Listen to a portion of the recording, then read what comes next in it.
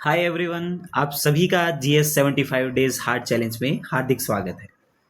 आज हमारा डे है 18 और लास्ट वीडियो में मैंने 17 की जगह 16 बोल दिया, बट उससे कोई फ़र्क नहीं पड़ता। हमारी जर्नी कंटिन्यूअसली चलती जा रही है और आप लोगों का साथ बना रहे तो हम इस जर्नी को मतलब अनंत तक लेकर जाएंगे।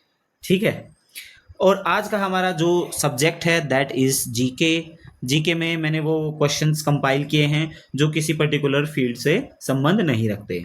तो आइए हम आज के क्वेश्चंस देखते हैं, बहुत इंटरेस्टिंग होने वाले हैं। और आपको जो मैं फैक्ट्स बताऊंगा उनके रिलेटेड, तो आपको उनके नोट्स बना लेने हैं and definitely it will help you a lot. So आज का फर्स्ट क्वेश्चन है, human development index was formulated by. भाई, मानव विकास सूचकांक किसके द्वारा तैयार किया गया था? सबसे पहली बात, ह्यूमन डेवलपमेंट इंडेक्स को हम HDI के नाम से जानते हैं। HDI, ठीक है। अब HDI का, अच्छा पहले इसका आंसर कर लेते हैं। UNDP द्वारा किया गया था। इसका फुल फॉर्म है यूनाइटेड नेशंस डेवलपमेंट प्रोग्राम। इसका जो हेडक्वार्टर है ये शायद 1965 के अराउंड आपका इस्टेब्लिश किया गया था और इसका हेडक्वार्टर है न्यूयॉर्क। सेम उसी सिटी में है जिसमें आपका यूनाइटेड नेशंस का है। ठीक। अब HDI की बात कर लेता हूं। आपको सबसे पहले कमेंट सेक्शन में मुझे कमेंट करके बताना है कि लेटेस्ट HDI रिपोर्ट में इंडिया का कौन सा प्लेस है या कौन सा रैंक है। ठीक। अब HDI किसने दिया था, मतलब मेनली जो आइडिया है HDI का वो किसने दिया था? वो दो लोगों ने दिया था, महबूब उल हक एंड अमर्त्य सेन। अब ये महबूब उल हक पाकिस्तानी हैं और अमर्त्य सेन इंडिया के हैं।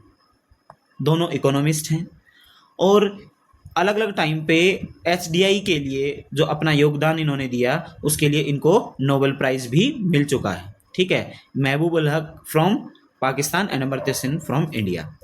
HDI बेसिकली तीन जो मेजर फील्ड्स हैं उन पे डिपेंड करता है। एक है हेल्थ, दूसरा एजुकेशन एंड तीसरा है आपका स्टैंडर्ड ऑफ लिविंग। अब देखो, हमने इतनी सारी चीजें डिस्कस कर ली है, इससे रिलेटेड कुछ भी आएगा डेफिनेटली आप आंसर कर पाएंगे। चलिए नेक्स्ट क्वेश्चन देखते हैं। What is the name of the currency of Bangladesh? देखो, आपका पड़ोसी देश है जैसा भी है, बट उनके बारे में हमें जो भी है जानकारी होनी चाहिए। तो ऑप्शंस देख लेते हैं, टका, रुपया, दिनार या यूरो। तो यूरो आपका है यूरोपियन यूनियन के अंडर जो कंट्रीज आते हैं उनका। कुछ एक दो कंट्रीज हैं उनके जैसे अलग हैं। फॉर एग्जांपल अगर मैं इंग्लैंड की बात करूं तो वहाँ पे पाउंड है। अगर मैं स्विट्जरलैंड की बात करूं तो स्विस फ्रैंक है। ठीक। और जो भी है और भी एक दो कंट्रीज होंगे, लेकिन जो मैक्सिमम कंट्रीज हैं यूरोपियन यूनियन के वहाँ पर यूरो चलता है। बात करते हैं दिनार है कुवैत, इराक व अन्य अरब देश। और भी अरब देश हैं जिनमें आपका दिनार चलता है। रुपया, एक्चुअली ये रूपी नहीं है। रूपी कहाँ चलता है? भारत, पाकिस्तान। ठीक। और मान लो नेपाली रुपये की बात करें तो वहाँ पे भी, लेकिन ये रुपया है। एक्चुअल में अगर हिंदी में देखें तो हिंदी में इसका आंसर भारत पाकिस्तान भी हो सकता है, लेकिन ये रुपया है तो मेनली ये है इंडोनेशिया। नेशिया, जो भी स्पेलिंग देख लेना। अब आपको पता चल गया होगा कि बांग्लादेश की करेंसी कौन सी है, टका। इसका आंसर है टका। नेक्स्ट क्वेश्चन है, the first biosphere reserve in India is. Bharat का पहला जैव मंडल आरक्षित क्षेत्र कौन सा है? नोकरे, कान्हा, नीलगिरी, पेरियार। तो इसका आंसर होगा आपका नीलगिरी। और करीब 1985 या समथिंग के आसपास यूनेस्को ने अपने programme, UNESCO man and biosphere करके कोई प्रोग्राम था, बायोस्फीयर प्रोग्राम, उसके तहत ये सेटअप किया था, करने में हेल्प करी थी। ठीक है रिजर्व। अच्छा ये है कहाँ पे फैला, कहाँ पे हुआ है? सबसे पहली बात आपको पता होना चाहिए नीलगिरी हिल्स कहाँ पे। नीलगिरी हिल्स आपको मेजरली तमिलनाडु में मिलेंगी, थोड़ा बहुत आपका अगर फैली हो सकती हैं तो थोड़ा बहुत कर्नाटक और केरल में मिलेंगी, लेकिन मेजरली आपकी तमिलनाडु में मिलेंगी। और अगर वहाँ पे फैली हुई हैं तो डेफिनेटली आपका ये नीलगिरी बायोस्फीयर रिजर्व कहाँ होगा? अगेन आपका तमिलनाडु, केरल और कर्नाटक, ठीक है। तो ये तमिलनाडु, केरल, कर्नाटक में ये फैला हुआ है। अगले क्वेश्चन पे बढ़ते हैं। The most literate union territory in India is Delhi, Lakshadweep, Chandigarh या पुडुचेरी?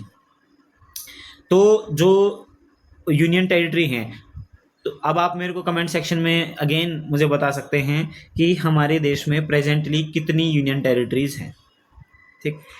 अच्छा बात करते हैं, देखो अभी सेंसस चल रहा है करंटली, लेकिन पहले वाले सेंसस से अगर हम 2011 से अगर मैं बात करूं तो इसका आंसर होगा लक्षद्वीप। स्टिल आज के कॉन्टेक्स्ट में भी अगर मैं बात करूं तो भी लक्षद्वीप ही इसका आंसर होगा। 2011 में 92% के आसपास इनकी लिटरेसी रेट थी और आज शायद बढ़ के 98% तक पहुंच चुकी है। So most literate union territory हमारी होगी Lakshadweep. The first secretary general of United Nations was, अभी मैंने बताया आपका यूनाइटेड नेशन, ठीक है। मैंने पहले क्वेश्चन पूछा था, एक कोई वीडियो थी उसमें पूछा था कि यूनाइटेड नेशंस की जो इस्टेब्लिशमेंट है वो कब हुई। तो यूनाइटेड नेशंस आपका अक्टूबर 1945 में इस्टेब्लिश हुआ था और उनके जो फर्स्ट सेक्रेटरी जनरल हैं वो थे आपके, आपने ऑप्शंस पढ़ ही लिए होंगे, तो वो आपके थे ट्रिग्वे ली। ये कहाँ के थे आप ये भी याद रख सकते हैं, ये है नॉर्वे से इनका संबंध है। सो आप यहाँ पे देख सकते हैं। अगले क्वेश्चन की ओर बढ़ते हैं। Which of the following orders in India to abandon the summit? भाई भारत ने कौन सी समिट है उसको मतलब अबेंडन करने का निर्णय लिया है, ठीक है कि भाई हम ये समिट अटेंड नहीं करेंगे। G20, G7, ब्रिक्स या नॉन अलाइंड मूवमेंट या गुट निरपेक्ष आंदोलन। देखो G20 में अभी रिसेंटली आपको पता ही है कि भारत ने 2023 में G20 समिट होस्ट करी थी, ठीक है, और बहुत अच्छे से सक्सेसफुली करी थी। और भारत ने होस्ट करी थी, इट मीन्स आपको पता ही होगा कि भाई भारत मतलब कंटिन्यूसली उसमें पार्टिसिपेट करता है। G7 में भी करता है, ठीक है। एक्चुअली G7 का पार्ट नहीं है, लेकिन फिर भी गेस्ट नेशन के तौर पे पार्टिसिपेट करता है। ब्रिक्स में तो इंडिया एक मेंबर ही है, जैसे G20 में है तो वहाँ भी करता है कंटिन्यूसली। तो आपका इसका जो आंसर होगा, देखो ये टिक मार्क को मैं कैंसिल कर रहा हूँ, कभी आंसर ना समझ लो, तो इसका आंसर होगा नॉन अलाइंड मूवमेंट। अब थोड़ा सा नॉन अलाइंड मूवमेंट के बारे में जान लेते हैं। नॉन अलाइंड मूवमेंट आपकी 1960s के अराउंड एक ऐसा एक क्या बोलते हैं मूवमेंट बोल लो, आंदोलन बोल लो या ग्रुप मान लो कि ग्रुप बनाया गया था। उस टाइम पे क्या था, कोल्ड वॉर चल रही थी। कोल्ड वॉर कैसे, अब जो हमारे सेकेंड वर्ल्ड वॉर हुआ था उसके बाद कुछ मेजर पावर्स थी, अब आपस में भिड़े हुए थे, वो आमने सामने थे। तो जो एक तरफ की पावर थी वो सोच रही थी कि ये वाला देश मेरी तरफ आ जाए, मेरा फेवर करे, और दूसरी वाली पावर सोच रही थी वो मेरी तरफ आ जाए। उससे क्या था, जो छोटे छोटे देश थे रिसेंटली जो इंडिपेंडेंट हुए थे, तो उनके ऊपर प्रेशर था कि यार हम इसकी तरफ चले गए तो वो नाराज हो जाएगा, इसकी तरफ चले गए तो वो नाराज हो जाएगा। इसीलिए कुछ जो मतलब वर्ल्ड के जो नेता थे, लीडर्स थे, जिसमें से हमारे पंडित जवाहरलाल नेहरू जी भी एक थे, 5 नेता थे, उन्होंने मिलकर डिसाइड किया कि हम एक ऐसा ग्रुप बनाएंगे जो किसी की साइड नहीं लेगा, नॉन अलाइंड, किसी के तरफ अलाइनमेंट नहीं होगा उसका, चाहे वो कौन सी भी पावर हो। तो उन्होंने ये आइडिया दिया। उसके बाद मैक्सिमम जो एशियन और अफ्रीकन कंट्रीज थी उन्होंने इस चीज़ को ज्वाइन किया, और बहुत सारे अराउंड 120 कंट्रीज ने इसको ज्वाइन किया, और किसी में पार्टिसिपेट, किसी ग्रुप को ज्वाइन नहीं किया उन्होंने, मतलब जो पावर्स थी। लेकिन अब सिनेरियो क्या हुआ है कि चेंज हो चुका है। सिनेरियो कैसे चेंज हो गया है कि अब इंडिया अपने इंटरेस्ट के हिसाब से अलाइनमेंट कर रहा है, एस मल्टी नेशन अलाइनमेंट हो गया। पहले तो क्या था कि किसी भी नेशन से हमारा कोई अलाइनमेंट नहीं है, लेकिन अब मल्टी नेशन अलाइनमेंट हो चुका है। भारत के इंटरेस्ट मान लो रशिया से ऑयल खरीदने में है तो वहाँ से उनके साथ अलाइनमेंट है, यूएस से टेक्नोलॉजी लेने में है तो यूएस के साथ भी अलाइनमेंट है। तो ये काफ़ी एक आपको मैंने क्या बोलते हैं उसको, टर्म चल रही है आजकल, वो जियोपॉलिटिक्स, उससे रिलेटेड ये चीज़ें बता दी। Synagogue is the place of worship of. अगर आप इंग्लिश की वोकेबलरी आपने अच्छे से पढ़ी है या जो अपनी बुक्स हैं इंग्लिश की उसमें वोकेबलरी में ये दिया हुआ है, और यहूदी गृह इसको बोलते हैं, इसलिए इसका यहूदी धर्म से रिलेशन है। उनके लिए जैसे जुदाइज्म इंग्लिश में बोलते हैं, उनके लिए एक हॉल होता है, प्रेयर प्लेस है, वहाँ पे पढ़ाई करते हैं, वो रिलीजियस प्रेयर करते हैं। तो सिनागोग इज रिलेटेड टू यहूदी धर्म। Who wrote the iconic book why socialism? ये आपकी आज़ादी से पहले जयप्रकाश नारायण जी हैं, जो कि बहुत ही बड़े नेता रहे हैं। ठीक है, आप इनके बारे में जानेंगे तो आपको अच्छे से पता चलेगा कि कौन थे। तो इन्होंने ये बुक लिखी थी ताकि जो हमारे समाज में इनइक्वालिटीज़ फैली हैं तो उसके लिए भाई हमारी इनइक्वालिटीज़ कम करने के लिए अपने सोशलिज्म बहुत ज़रूरी है। ठीक है, इसलिए उन्होंने वाई सोशलिज्म करके ये बुक लिखी थी। Which movement was referenced as the non-cooperation of modern India? वैसे तो ये जितनी भी आपकी ये मूवमेंट्स लिखी हैं ये मॉडर्न इंडिया की ही हैं, लेकिन जो एक्चुअल नॉन कोऑपरेशन मूवमेंट था वो था 1920 में शुरू हुआ था। किसने शुरू किया था? महात्मा गांधी जी ने शुरू किया था, और खिलाफत के जो भी आपके मुस्लिम लीडर्स थे उन्होंने भी इसको ज्वाइन किया था।